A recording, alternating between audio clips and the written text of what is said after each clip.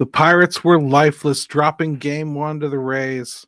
They acquired Alexander Canario from the Mets. Plus, I'll probably say some mean stuff about management. And that's next on Locked On Pirates.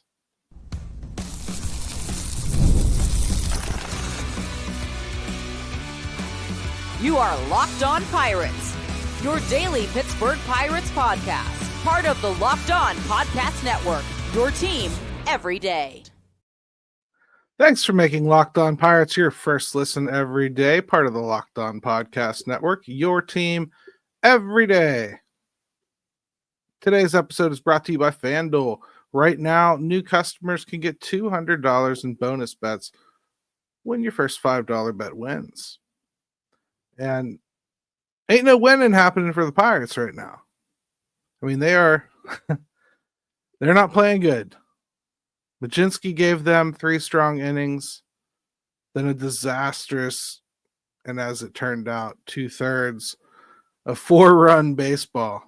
Overall, it's a net positive outing for Carmen Mlodzinski. I don't believe they really began in earnest stretching him out. So I was thinking 4 or 5 max anyway to begin with. Probably shouldn't have tried to get 4 out of him, although he really did look strong up until that point. Even managed a little bit of traffic pretty well. Really had some pinpoint command early on. Kind of escaped him a little bit in that 4th inning, and he had been seen a little bit by, let's admit it, guys who are coached pretty well. I wish that we could experience that a little bit. The offense was familiarly anemic. If possible, even less threatening than it was the majority of last season. At times, I have felt that way looking at this lineup. It really doesn't look like there's any kind of really besides Reynolds and Cruz, and if they're both struggling, it's just a nothing burger. You know, you look to them to kind of be the oasis of offense somewhere in there. Drew Rasmussen was every bit as good as you'd expect. No shade there. I didn't expect much success against him. But he rendered them so impotent, they had essentially given up the ghost by the time they got into the almost equally good bullpen. The funny thing is, this team that Ben Cherington believes he can model his team after, the Rays, you kind of have to do more than just spend like them. You know, you have to actually try to do some of the things that the Rays do. The Rays had a 21-year-old and a 22-year-old starting for them. And you know, I don't know, one of them might be a star, maybe both of them will be. Maybe neither of them will be. Who knows what's going to happen with them? But they're talented kids. And they're trying to use them. A heck of a lot earlier than conventional wisdom usually says to in baseball. I mean, that's why the Rays are different. They do that stuff. They trade off established talent for talent that is struggling to latch on somewhere else. Maybe they make a go of it, maybe they don't. But they try that stuff, and it works for them a lot because their scouting department is good. And they know what they're getting. And they're not looking for perfect players. They're looking for people that can fill a role. Even their starting pitchers are just role players. Give me 5 innings. That's all I need from you. They don't want any heroes. They all have an equal thing to do. Push that oar. Keep that boat moving. That's the Tampa Bay Rays. They're in a 10,000-seat ballpark right now, playing in a minor league stadium because theirs was damaged in a storm. And they almost sold it out. I mean, people, that's why they can get away with it. They don't have fans. The Pirates, I mean, if you really want to know what they're trying to do here, that's what they're trying to do, is build a team in that same fashion where it's sustainable. They're replenishing their talent. But they can't even get to that first cycle. And the part they tend to forget is that somewhere along the line, one of your stars actually has to take off and play like one. They got Paul Skeens. He fell in their lap like a star child, already ready-made. They didn't have anything to do with developing that kid. He is what he is. They've gotten lucky on some other things. Pitching has really come a long way. It really has. They've done a great job developing the pitching. But the hitting, my goodness. The coaching, my goodness. We're making the same fundamental mistakes that we were making in 21. Right after Derek Shelton got here, and they had Joey Cora on the team, who was responsible for coaching the fielders and being the third base coach. He was a much maligned third base coach. Third base coaches are always much maligned. See Mr. Rebello right now. But point is, he did a good job with the fielders. That year, that really shortened year of 2020, they played some of the best defense that Pirates teams have played. They were great. They were really sharp. They didn't make mistakes ever since. That's all this team has done. Fundamental errors on the base paths. Fundamental errors even at the plate. Poor swing decisions. Guys walking up there after the first two guys got out on 3 pitches and swings at the first thing he sees. I mean, error after error like that. Throwing to the wrong guy, missing the cutoff guy. Deciding to try to throw a guy out at first base when you really have no business trying to pick off behind a left-handed hitter. Like just things that successful teams don't do. You watch the Rays tonight in a game like that. Yeah, they're getting frustrated with Carmen Mlodzinski in those first 3 innings. They're swinging over top of everything. They're not liking what they're seeing. They're upset. But they keep their patience. Their pitcher keeps them in the game. They know they're going to see this pitcher again. The pitcher changes a little bit. They've seen a little bit. And things fall apart. Because that's the formula. And the Rays are coached to expect it and know it and look for it and be ready for it. And they train for it. And they attack it. And they exploit it. And then if they need to, they do defensive replacements late in the game if it's a tight one. If they're blowing you out, fine. All bets are off. Who knows what they're going to do and throw at you. But I'll tell you one thing they're not going to do. They're not going to throw out a sacrificial pitcher. They're going to throw out somebody that's going to get strikes and get outs. The Tampa Bay Rays are run differently. This is not even a team that's ever won the World Series. I'm just saying, if you want to be like them, you have to do a lot more than not spend like them. And you certainly have to do a lot more on the field to try to look like you want to play like them. They hustle no matter how big they are, no matter what shape they are, no matter what size they are, no matter what their expectations were. And that comes from their coaching. And that comes from their general manager. And that comes from their system. All stuff that in year 6, you're no longer talking about things you've inherited. Now you're talking about things you've done.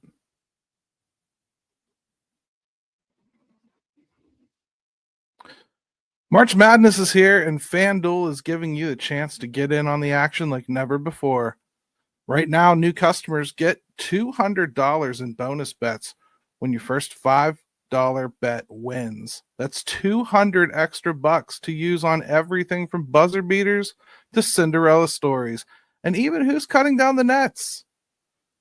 With tournament games happening almost every day, there's always something exciting to bet on. You never know who's going to win. Look how close Bobby Moe came the other night. I mean, if that didn't get you excited, I don't know what will. So visit FanDuel.com and get in on the college hoops action all tournament long.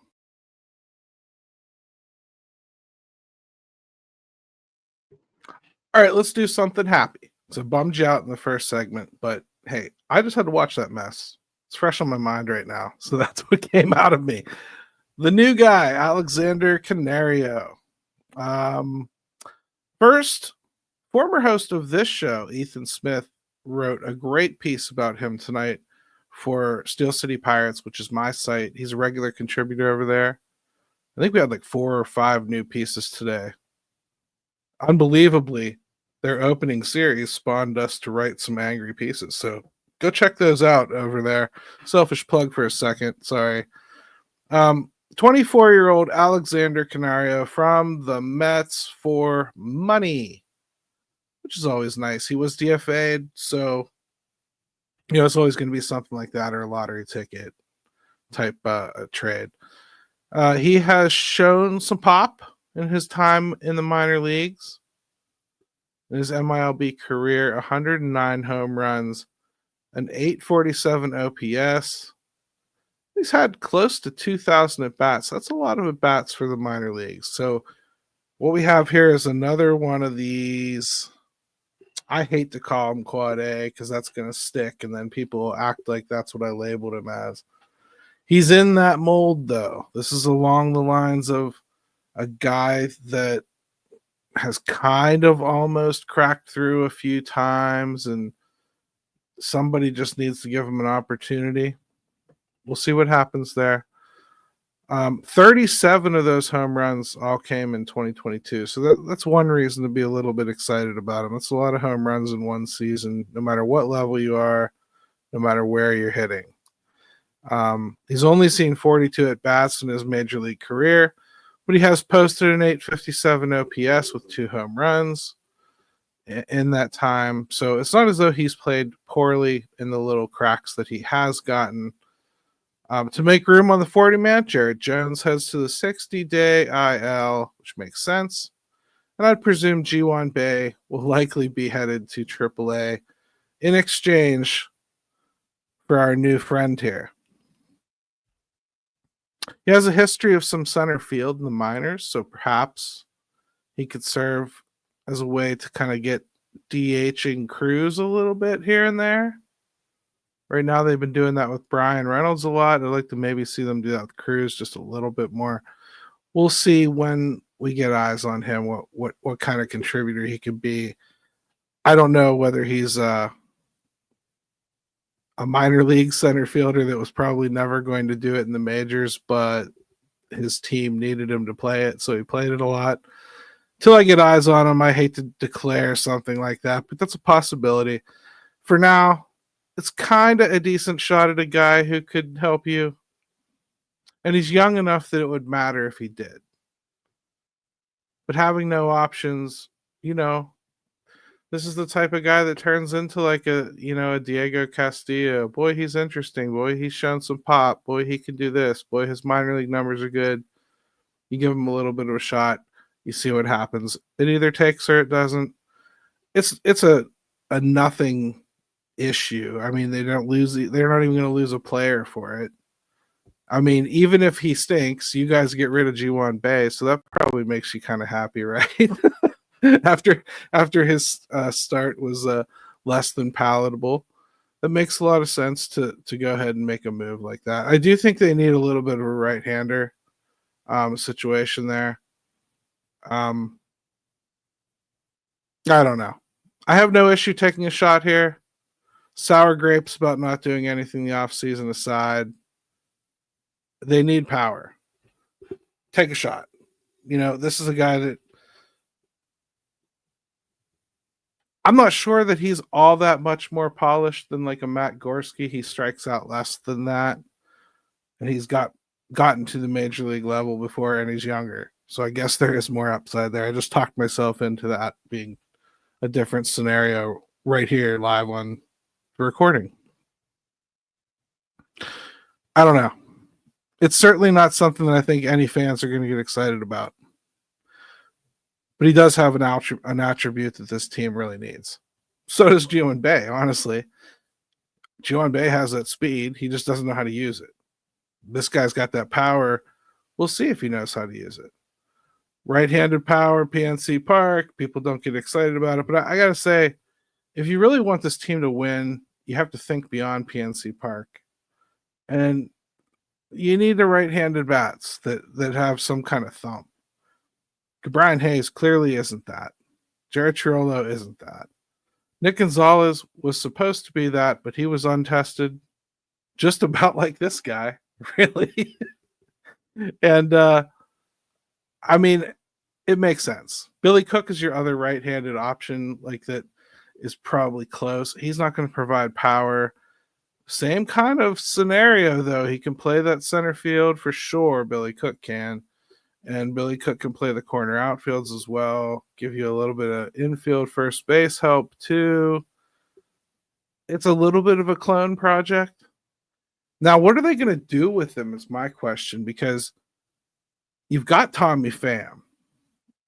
And I'm going to be so frustrated, honestly, if they just kind of keep playing Pham like they play Pham, and he starts a lot, and then what?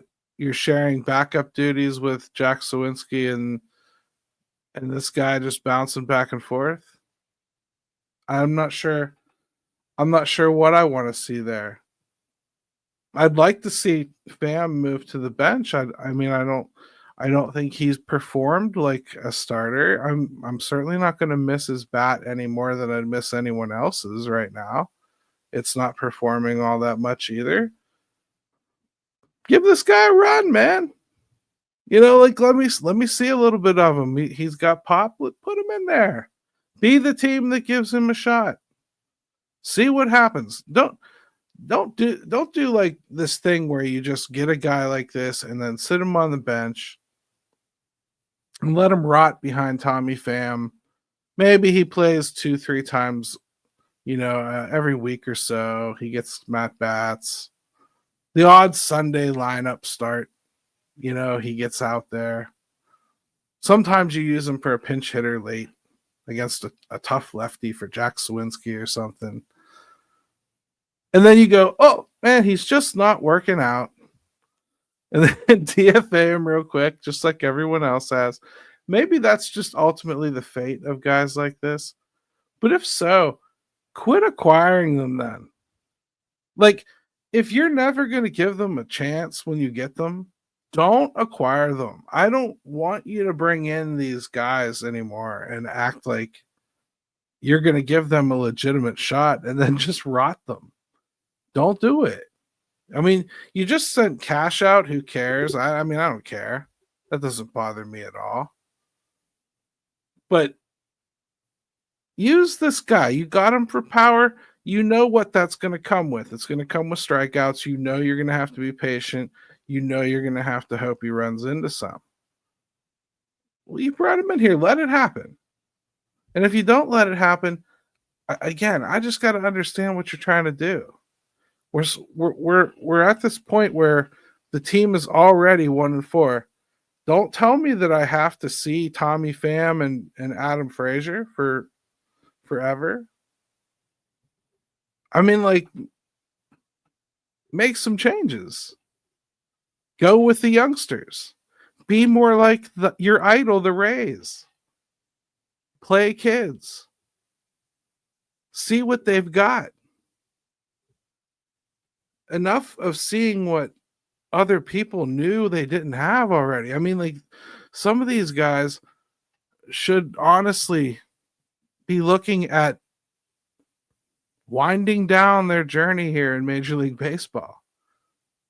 Every year, we're getting guys that probably are on their last contract. You're looking a little too deep into the shed for tools. You need to find ones with less rust. I mean, somehow this is the oldest young team in baseball. That doesn't make an awful lot of sense to me. Oh, and by the way, Josh Palacios, instead of going to AAA, decided to elect free agency. Good luck to you, Josh Palacios. Bon voyage. In many ways, though, I am very happy that I'm not going to have to worry that they're going to call you up and try to turn you into a starter again. I think at the very least we're beyond that.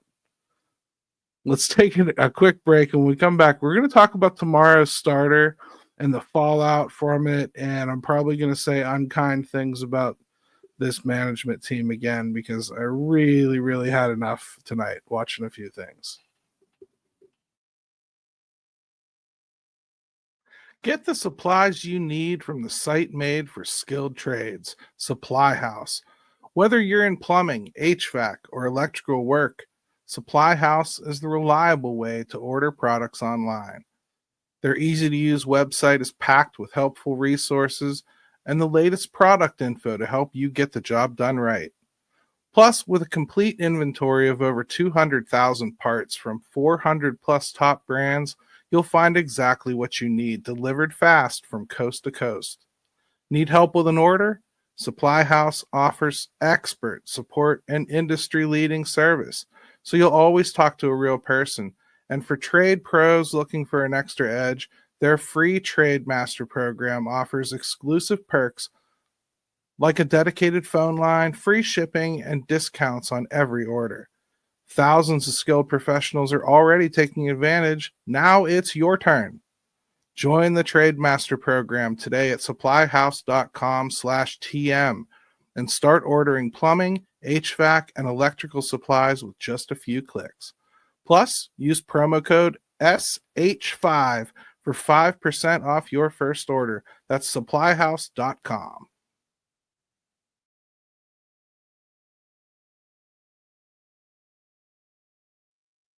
All right, welcome back to Locked On. Thanks for making me your first listen every single day. I appreciate you. Subscribe, please. Hit subscribe. Tell a friend too. Tell a friend about the show if you have somebody that's like, hey, what podcast do you like? Try to bring up Locked On Pirates. I would really appreciate it. Thank you. All right, tomorrow's starter. Carmen Mlodzinski opens spot for Tuesday. Paul Skeens against the Rays, and then Mitch Keller will handle the home opener against the Yankees. What are their options for Tuesday? Folks, this is exactly what I said on yesterday's show. I still don't have answers. I went on then to read a big list of their options, and I neglected to mention, unless there is an injury, none of those guys could be called up, as they all have to be in MILB for 15 days. Yikes. Some are different times when they were optioned, but point is, unless there is an injury or an injury, we're about to watch this team do something absolutely moronic for little more than positioning a starter for the home opener, which could have been achieved by starting them in a different order to begin with. Could we see Burrows, Harrington, or Chandler? Sure, if there's an injury, like I said. Of all the things this team does, it's this stuff that drives me nuts. This is something some of you everydayers know I was talking about as early as last Friday. When I saw Carmen Mlodzinski on, I didn't even know they were going to skip another start, and I was already talking about the bullpen, taking it on the chin. To hear Derek Shelton after the game when asked if they had a starter for tomorrow, he says, no, we'll let you know in the morning. They still don't know. I legitimately believe that they still don't know. Guys, this was a completely unforced error. Appropriate example that the leadership sets for its coaches and ultimately their players. Even when you create a problem, we'll pretend it was little more than a lucky bounce here or there. A few more balls dropping in. It's not enough. Nobody believes the words, not even the players who say them as emphatically as they can muster. Look, it's not that this Canario guy can't be a real help. He really could. It's more that the more I watch this management team operate, the more I fully expect them to bungle how they try to use him.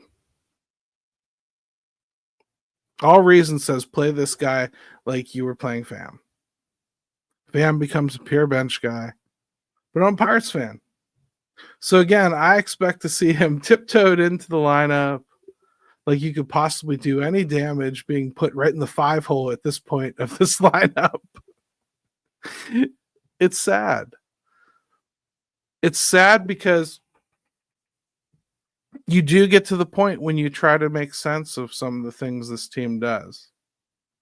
And you're somebody that really looks into all the the nitty-gritty of how guys are moved up and down through the system and options and service time and all of the BS that goes along with all of the crap that teams that don't spend a lot in baseball have to think about. And you try your darndest to make sense of what this team is doing, and you come to some kind of a path where, okay, I can maybe see this making sense, and you've racked your brain about it.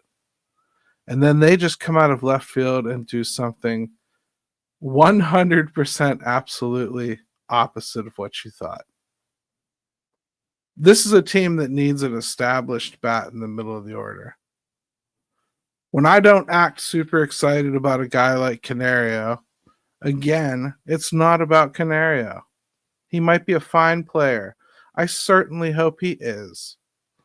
I'm really looking forward to watching him play baseball. It's not that I dislike the guy once he's here.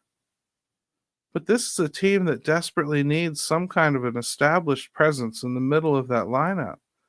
Not another guy that we're trying to see if maybe we can get something out of. The time for experimentation needed to be over this year at the very least. And it's not. And it's a shame.